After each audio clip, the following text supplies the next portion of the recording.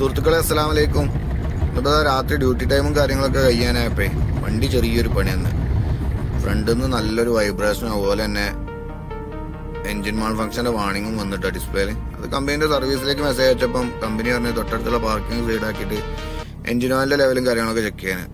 Daily നോക്കുന്നതാണെങ്കിലും കുഴപ്പമൊന്നുമില്ല കേട്ടോ, okay ആയിരുന്നു. അങ്ങനെ കമ്പനി തന്നെ തൊട്ടടുത്തുള്ള ഒരു വർക്ക്ഷോപ്പിന്റെ അഡ്രസ്സും കാര്യങ്ങളും ലൊക്കേഷനൊക്കെ നമുക്ക് വിട്ടെന്ന്. അങ്ങനെ നമ്മള് സർവീസ് സെന്ററിൽ ഇവിടെ എത്തിട്ടോ. ഇവിടെ എത്തി നോക്കുമ്പോൾ ഇവിടെ ഫുള്ള് ഐസ് വീണെടുക്കുകയാണ്. അങ്ങനെ ഒരു 10 മിനിറ്റ് കഴിഞ്ഞപ്പോൾ തന്നെ മെക്കാനിക്ക് വന്ന് നമ്മൾ ഡോറും കാര്യങ്ങളൊക്കെ തുറന്നു വന്ന് നമ്മളോട് വേണ്ടി ട്രെയിലർ പുറത്ത് ഡിസ്കണക്ട് ചെയ്തിട്ടിട്ട് വണ്ടി മാത്രം ഉള്ളിലേക്ക് കയറ്റാൻ പറഞ്ഞു യൂണിറ്റ്.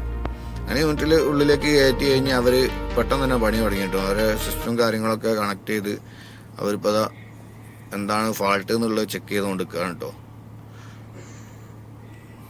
അങ്ങനെ നമ്മൾ പോരുന്ന വഴിയിൽ നല്ല സ്നോഫാൾ ഉണ്ടതിനെ കൊണ്ടാണ് കേട്ടോ ഐസ് ഇങ്ങനെ അട്ടി പിടിച്ചിരിക്കുന്ന ഫ്രണ്ടിലൊക്കെ ഇങ്ങനെ ഒഴിച്ച് താഴെ ഫുള്ള് വെള്ളം വീഴുന്നുണ്ട്. അങ്ങനെ ചെക്കിങ് കാര്യങ്ങളൊക്കെ കഴിഞ്ഞ് ഫാൾട്ട് കണ്ടുപിടിച്ചിട്ടോ.